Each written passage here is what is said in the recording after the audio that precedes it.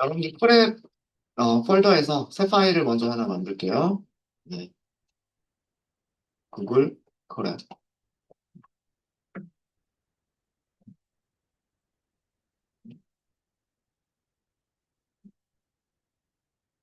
제목은 우리 여섯 번째죠. DA 6번이라고 하고요. EDA라고 하도록 하겠습니다. EDA.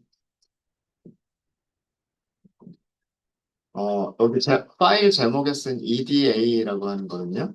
어, 이게 뭐의 약자냐면 Exploratory Data Analysis.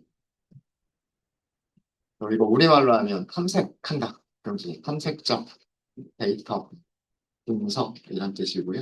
어, 뭐, 말은 어렵지만 이게 별게 아니고 뭐 어떤 차트를 시각화하거나 시각화와 그리고 통계적인 그런 방법으로 자료를 데이터가 자료잖아요. 자료를 분석하는 그런 과정을 EDA라고 얘기를 한다.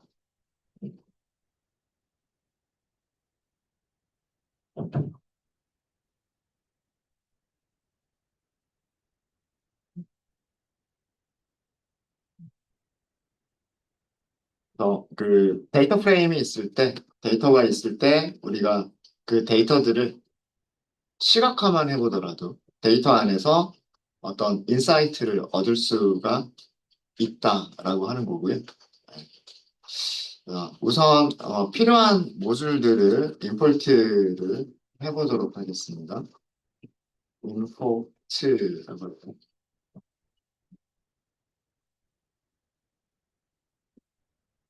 우선 넘파이 임포트 하고요. 연결을 할까요? 연결하지 않으면 이렇게 자동 완성을 안 해줘요. 그죠? 그래서 콜앱하고 연결을 하면 이제 콜앱 런타임을 할당을 받고 그러면 그때부터는 이제 주피터 노트북이 생성이 되니까 그 뭐 문서라든가 코드 자동 완성이라든가 이런 것들이 좀 수월하게 되죠. 넘파이 as mp 이렇게 하고요. 그 다음에 판다스 as pd. 그 다음에 시각화할 때 가장 기본적으로 우리가 사용하는 게 매트플러립 하이 플러시죠. 그리고 조금 더 쉽게 하시려면, 그리고 깔끔하게 하시려면 C번. C번은 SNS라고 보통 많이 하고요. 만약에 여러분들이 인터랙티브 그래프를 그리고 싶다, 그러면 플라트리, 점, 익스프레스 모듈, 보통은 플라트리 익스프레스라고 해서 PX라고 보통 많이 줄여서 사용을 합니다. 네, 이 정도를 임포트 해주시면 저희가 수업 여러분들이 하실 때 필요한 것들은 거의 임포트가 됐고요. 자, 데이터 프레임을 준비를 하도록 하겠습니다. 그 다음 단계로. 저희가 사용할 데이터 프레임은 아이리스라고 하는 데이터 프레임입니다. 그냥 데이터 셋이라고만 할까요? 데이터 셋.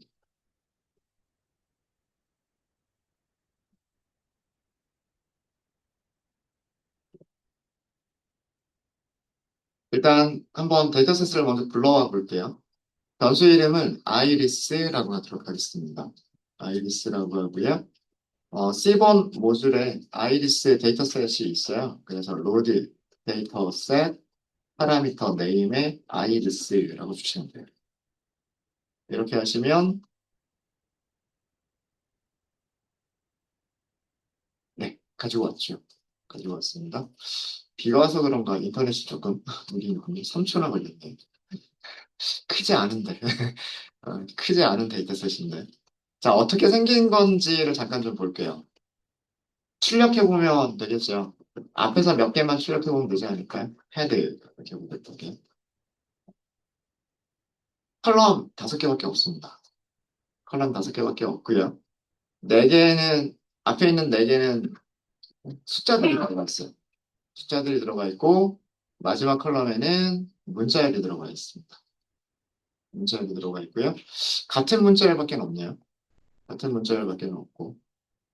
테일도 한번 출력해 볼까요? 끝에 있는 거 5개만 출력해 보도록 하겠습니다. iris.tail 이렇게 하시면 되죠. 어, 행의 인덱스를 보니까 로우 인덱스를 살펴보면 149로 끝났어요. 0부터 시작했는데 149. 그럼 행의 개수가 150개일 거라고 예상이 되죠. 아, 그리고 여기는 역시나 마찬가지로 어떤 숫자들이 이렇게 들어가 있고요. 그 다음에 여기는 버지니카라고 하는 문자열이 들어가 있죠. 그렇죠? 네. 자, 그러면 이제 대략 데이터 프레임이 어떻게 생겼는지는 알았으니까 인포를 한번 확인해 보도록 하겠습니다. iris.info. 당연히 클래스는 데이터 프레임, 클래스 타입으로 만들어진 데이터 프레임이고요. 데이터 프레임 객체이고요. 어, 행 인덱스가 range 인덱스로 만들어져 있어요. 150개의 entry, 150개의 행을 가지고 있고요. 0부터 149번까지 쭉 일씩 증가하는 그 range로 만들어져 있고요. 그 다음에 컬럼은 5개가 있다라고 되어져 있고, 컬럼 번호 0번부터 4번까지 세팔 랭스, 세팔 위드스, 페탈 랭스, 페탈 위드스, 스피시스 이렇게 되어져 있고요. 그 다음에 널이 아닌 데이터 개수를 보시면 모든 컬럼들이 널인 값은 하나도 가지고 있지 않아요. 그러니까 비어있는 값은 하나도 없습니다. 깨끗하게 정제가 되어져 있죠. 정제가 되어져 있고 마지막 컬럼은 카테고리가 아니라 오브젝트라고 되어져 있네요. 그러니까 문자열이라고 생각하시면 됩니다. 출력해 봤을 때 출력해보면 우리가 파악할 수 있듯이 나머지 4개의 변수들은 소수점이 있는 실수 타입이었었고요. 마지막 컬럼만 문자열 타입으로 되어져 있습니다. 그래서 실수 타입의 컬럼이 4개, 문자열 타입의 컬럼이 1개, 그렇게 해서 5개의 컬럼 가지고 있다고 했고요. 간단한 데이터 프레임이기 때문에 메모리 사용량은 6KB 밖에는 되지 않습니다. 자, 그럼 이 스피시즈가 문자열이라고 되어져 있는데 어떤 문자열들 가지고 있는지 한번 확인 좀 해볼까요? 네. 유니크를 사용해 보시면 되겠죠. 아이리스 점 스피시즈 컬럼 이름을 단수 이름처럼 사용하시면 되고요. 유니크 메서드로 호출해 보시면 돼요. 문자열 몇 개밖에 없어요. 3가지밖에 없습니다. 세토사, 벌시컬러, 버지니카라고 하는 3개의 문자열을 가지고 있어요. 3개의 문자열을 가지고 있고요. 그러니까 지금 앞에서 5개는 전부 다 세토사고요. 뒤쪽에서 5개가 전부 버지니카죠. 중간에 아마도 벌시컬러라고 하는 값들이 들어가 있는 게 있겠죠. 맞아요. 그죠? 밸류 카운트 한번 해볼까요? 몇 개씩 있는지. 아이리스, 스피시스, 그리고 밸류 카운트. 다 동일하게 있군요. 세토사가 50개가 있고요.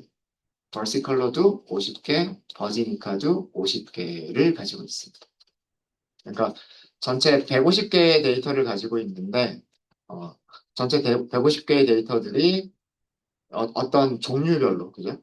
카테고리별로 50개씩, 50개씩, 50개씩 정말 딱 균일하게 있는 그런 데이터셋이에요.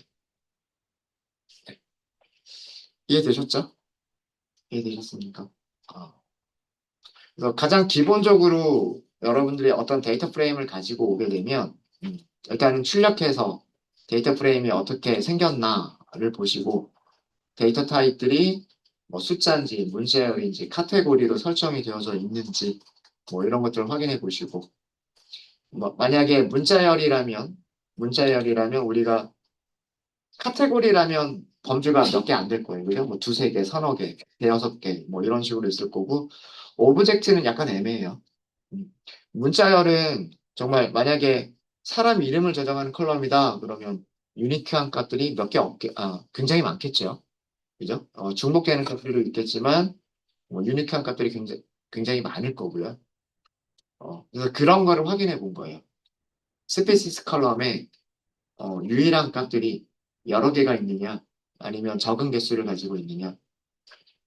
카테고리로 사용할 수 있는 컬럼이냐, 카테고리로 사용할 수 없는 컬럼이냐.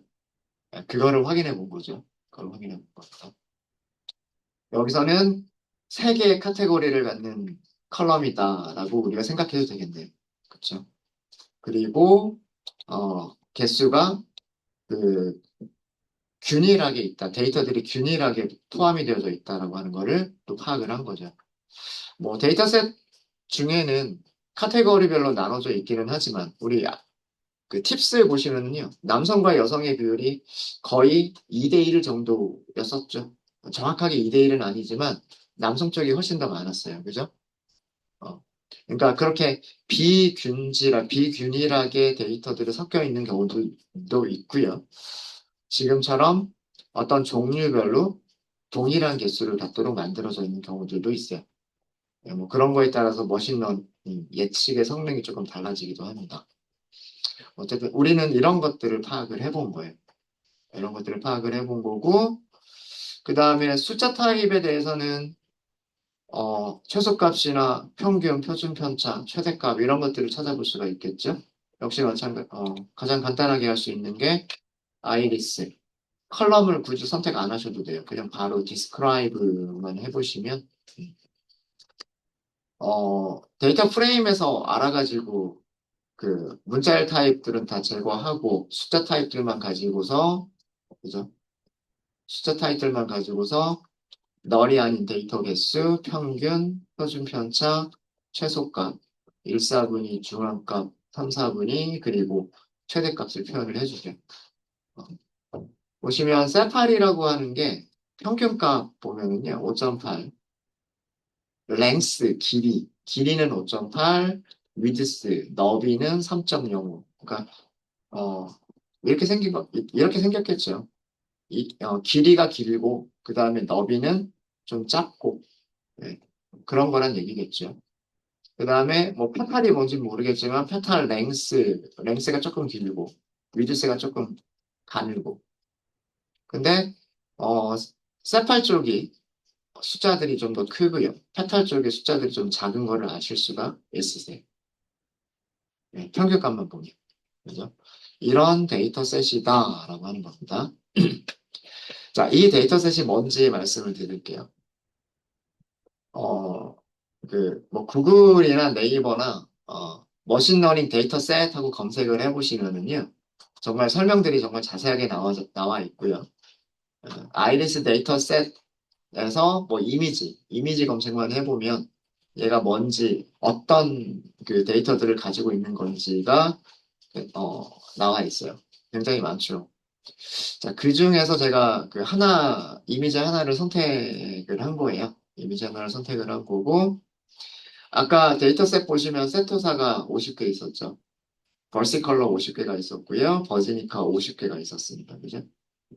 이 아이리스라고 하는 게 꽃이에요, 꽃. 붓꽃이라고 합니다, 붓꽃. 네, 저도 직접 본 적은 없어서. 근데 그 아이리스, 이 붓꽃이라고 하는 게 또 품종이 되게 여러 가지가 있대요. 이 데이터셋에는 뭐 세토사, 벌시컬러, 버지니카 이렇게 세 가지 종류만 있지만 그것만이 아니라 뭐 다른 종류들도 더 있다라고 합니다. 그러니까 그 마지막 컬럼이 붓꽃의 품종, 종류들을 정리한 거다라고 생각하시면 돼요. 자, 꽃들을 보면은요, 약간 좀 다르게 생겼죠. 그죠? 세토사가 가장 많이 다르게 생겼어요. 세토사가 가장 많이 다르게 생겼고, 벌시컬러와 버지니카는 약간 비슷해 보여요. 그죠? 약간 비슷해 보이는데 벌스 컬러가 조금 꽃잎들이 조금 두꺼워 보이고요. 버지니카 꽃잎들이 제일 가늘어 보이죠. 음. 거기에 그 세팔이라고 하는 것과 페탈이라고 하는 부분이 있는데 보시면 이 붓꽃이라고 하는 게 꽃잎이 위쪽 아래쪽 이렇게 약간 두 부분으로 나눠져 있대요. 음. 그래서 위쪽에 있는 꽃잎, 그 다음에 아래쪽에 그 위쪽에 있는 꽃잎을 받쳐주는 꽃잎. 꽃받침이라고 해야 되나? 네. 그래서 이렇게 두 가지가 있는 거고요. 그래서 아까 그 세팔 랭스와 세팔 위드스라고 한 거는 아래쪽에 있는 꽃받침 쪽에 있는 꽃잎의 길이와 너비. 길이는 그 가장 긴 부분을 측정을 하면 되겠죠. 그 다음에 너비는 뭐 이렇게 둥그스름하게 생겼으니까 그 중에서 가장 넓은 부분을 측정을 했을 거예요. 그래서 붓, 붓꽃들을 품종별로 50개씩 150개를 준비를 하고요.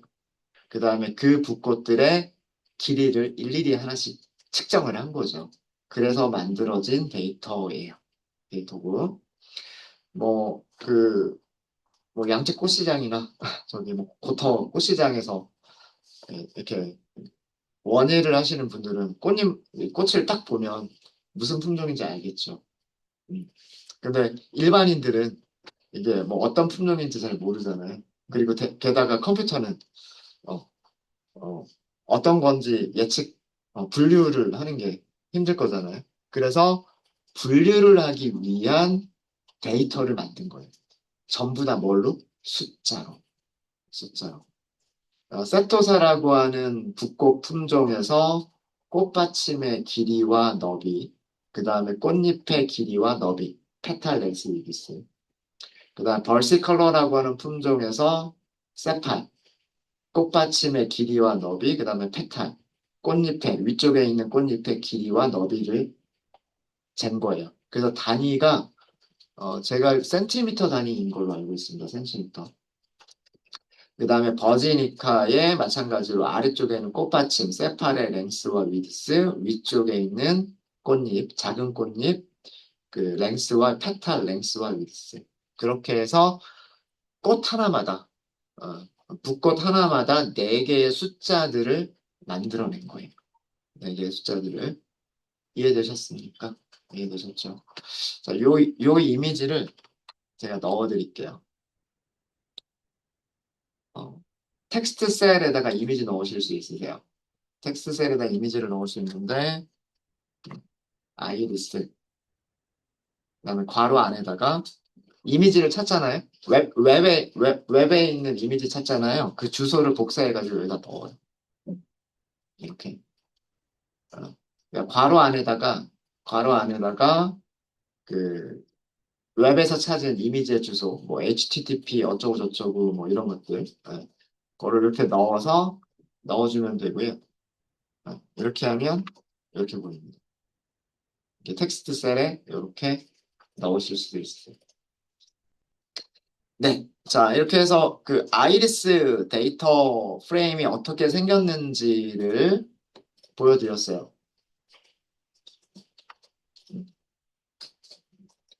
데이터 프레임을 불러왔고, 그 다음에 그 몇 개의 행들은 우리가 출력을 해서 어떤 값들이 있는지를 살펴봤고요. 그리고 문자열 변수는 유니크한 값들이 몇 개가 있고 각각의 값들이 몇 개씩 있는지 살펴봤고요. 그리고 숫자 타입들 같은 경우에는 뭐 평균이나 표준편차, 최소값, 최대값들을 찾아서 어떤 것들인지를 했어요. 그래서 이 데이터셋은요, 그 머신러닝에서 되게 유명한 예제예요, 예제.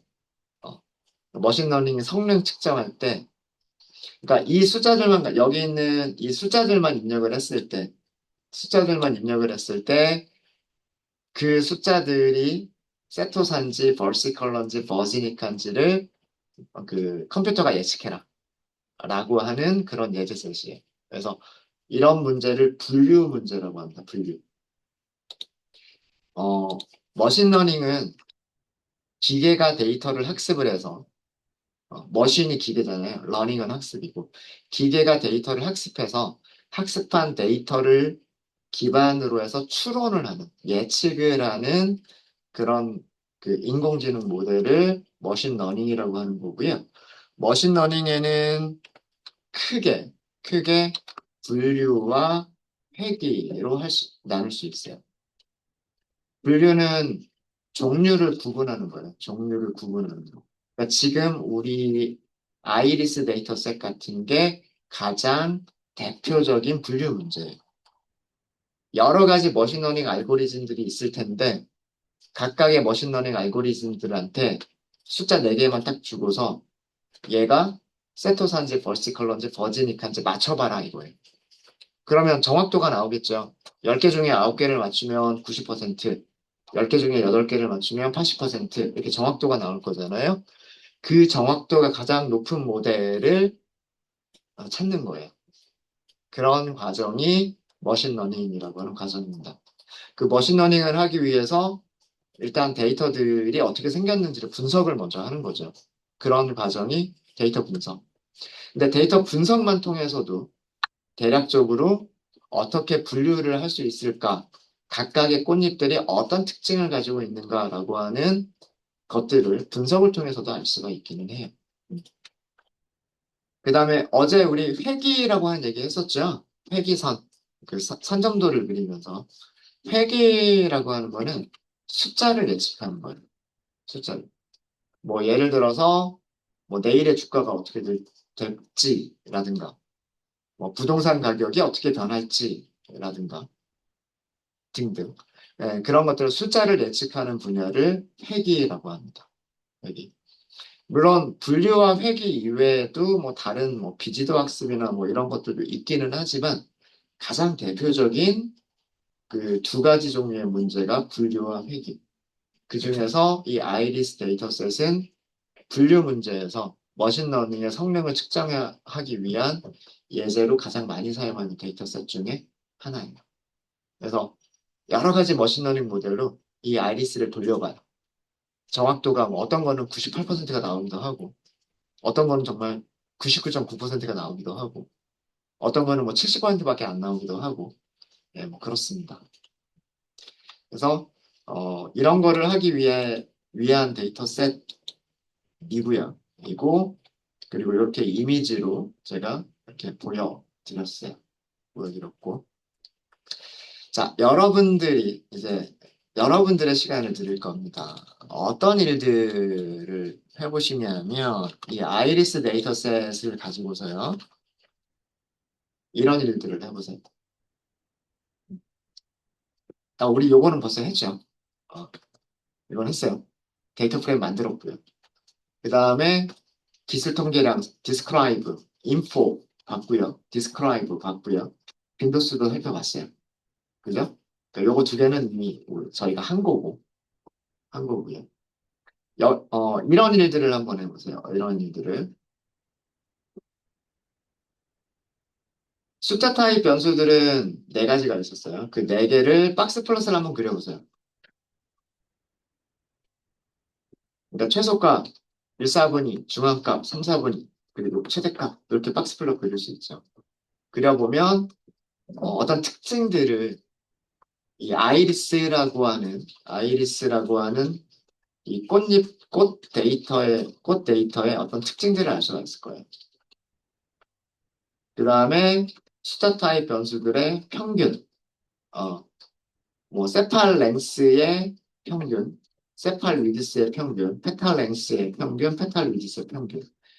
평균이면 막대 그래프로 그릴 수가 있겠죠. 이런 거 한번 그려보시고요. 요거는 품종 구분 없이, 그죠? 품종에 상관없이 그려보자라고 하는 거고요. 밑에 있는 두 개는요. 품종별로 그려보자예요. 세토사에서만 네 가지 변수의 박스 플롯을 그려보고, 그 다음에 벌시컬러에서만 네 가지 변수들의 박스 플롯을 그려보고, 어지니카에서의 네 가지 변수들의 숫자 타입 변수들의 박스 플롯을 그려보자예요. 그리고 음, 어, 평균 막대 그래프도 그려보자. 입니다. 그리고 산담도 그려보는 거예요. 산담도 그리실 때 여기서는 제가 변수를 이렇게만 했어요. 페탈 랭스하고 페탈 위드스만 산담도를 그려보자라고 했는데 시간이 되시면 다른 것들도 한번 조합을 해보세요. 뭐 세팔 랭스와 세팔 위드스를 선점도로 그려본다거나 여기서 넣을까요? 선점도를 최소한 두 개는 그려보세요. 페탈만이 아니라 세팔 랭스와 세팔 위드스도 그려보시고요. 조합할 수 있는 게 여러 가지가 있을 거예요. 랭스와 위드스가 아니라 랭스와 랭스를 조합할 수도 있겠죠. 뭐 페탈 랭스와 세팔 랭스를 조합할 수도 있을 거고, 페탈 위드스와 세팔 위드스를 조합할 수도 있을 거고. 그게 제일 마지막 문제예요. 모든 연속형 변수들과는 상관관계를 선점도로 표시해 보자고요. 그러니까 가능한 조합이 가능한 조합이 16가지가 있을 거예요. 그려볼 수 있는 게. 그렇지 않을까요? 네. 아닌가? 4 곱하기 3? 12가지가 있겠구나. 12가지가 있을 겁니다. 근데 여기서는 제가 힌트를 드리긴 했어요. 페어 플러시라고 하는 게 있다라고 제가 말씀을 드렸고요. 어, 그래서 여기서는 스캐터 플러스를 한번 사용해 보시고, 여기서는 페어 플러시라고 하는 이거 C본이 가지고 있어요. C본에 페어 플러시라고 하는 게 있는데, 요것도 한번 수업 시간엔 다루지 않았지만, 이거를 한번 해보시면 좋을 것 같아요.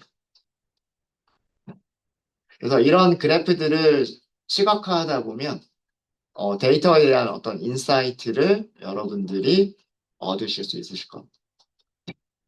시간은 충분하게 드릴게요.